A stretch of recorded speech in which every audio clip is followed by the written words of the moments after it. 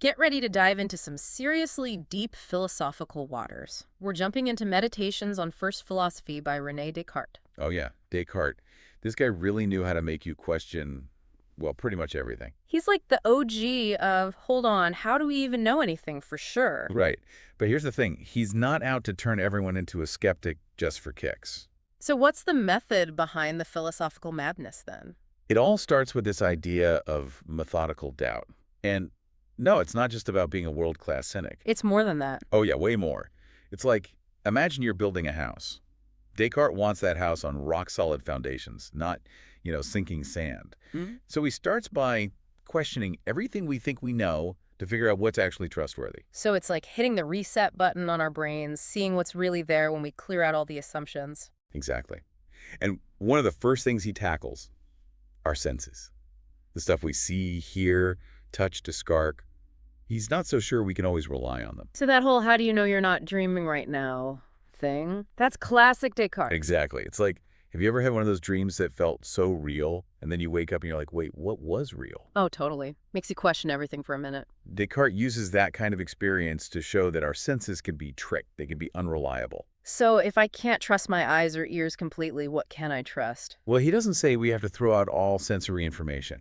Okay, so it's not like we're constantly living in the Matrix or something. Right. He makes a distinction. So your senses might mess with you about whether that pizza is real or a dream pizza. But even in a dream, 2 plus 2 still equals 4.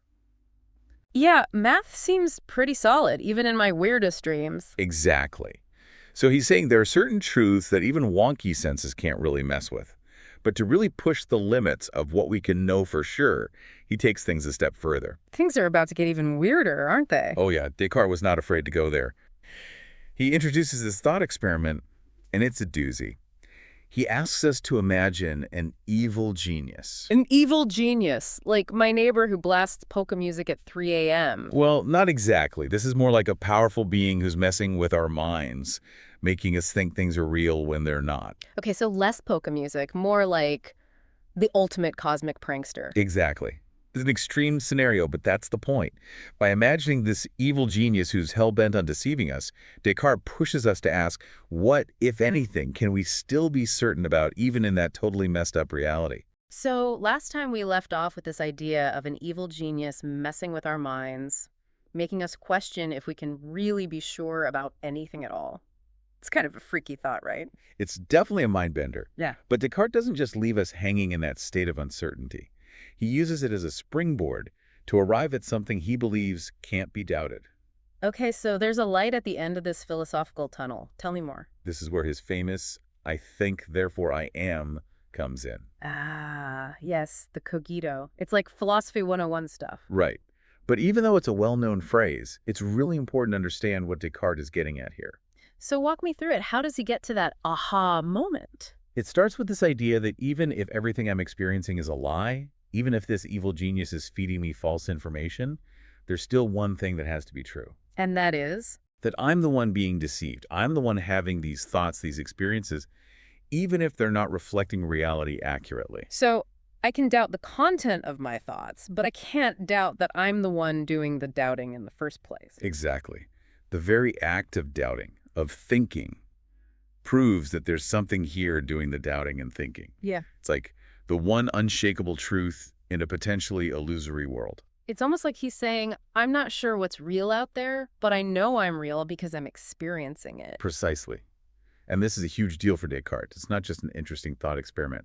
It's the foundation for everything else he's going to build in his philosophy. Okay, so he's established that he, as a thinking thing, definitely exists. Where does he go from there? So he then digs into this question of, okay, if I'm this thinking thing, what's that even mean? What's the relationship between my mind and my body? Right, because we tend to think of ourselves as this package deal, mind and body all wrapped up together. Exactly. But Descartes wants to unpack that a bit. He argues that we're not just our physical bodies, because remember, that whole physical world could be part of the evil genius's illusion. So it's like saying, even if you poked me and I felt pain, which, by the way, please don't do, that pain might not be proof that my body is real in some ultimate sense. It might just be the evil genius messing with my perception. Exactly. Descartes is trying to figure out what he can know for sure, And he realizes that our physical bodies are not necessarily on that list. Okay, so if I'm not just my body, what am I? How does Descartes describe this thinking thing? To illustrate this, he uses what's known as the wax example. Hmm. It might seem a little random at first, but it's actually really helpful. A wax example. All right, lay it on me. Okay, so imagine a piece of wax, right? Mm. When it's cold and hard, it has a certain shape, color, texture, maybe even a scent. Yeah, I'm picturing like a fancy candle or something. Sure, like a candle. Now imagine you hold that wax near a fire. What happens? Well, it starts to melt, the shape changes, the texture gets all gooey, the color might even change a bit. Exactly. All those things we perceive with our senses, the hardness, the shape, the color, they completely transform. Mm. But is it still the same wax? Yeah, of course. It's just, melted wax now, but it's still wax. And that's Descartes' point. Even though all of our senses are telling us that this thing is fundamentally changed, something in our minds tells us that it's still the same wax. We understand that it's gone through a transformation, but it's still the same basic stuff. So it's like our senses give us the surface level information, the what it seems like right now, data. But our minds do this deeper work of understanding the underlying reality. Exactly. We're not just passively taking in what our senses tell us. We're actively processing it, making sense of it, and understanding that things can change their form without changing their essential nature. Okay, this is blowing my mind a little bit. And that's kind of what Descartes is going for. He's highlighting the power of our minds, our ability to grasp these abstract concepts and go beyond just what we're sensing in the moment. So we've got this idea that we can be certain of our own existence as thinking things, and that our minds play this really active role in understanding the world around us. But how does Descartes make the jump from there to proving the existence of God? Because that's still a pretty big leap for me. Last time, we left off with Descartes' wax example, showing how our minds go beyond just our senses to understand the world. But how does he jump from there to proving God's existence? It's a big leap. It is a big leap, but fascinating how he gets there.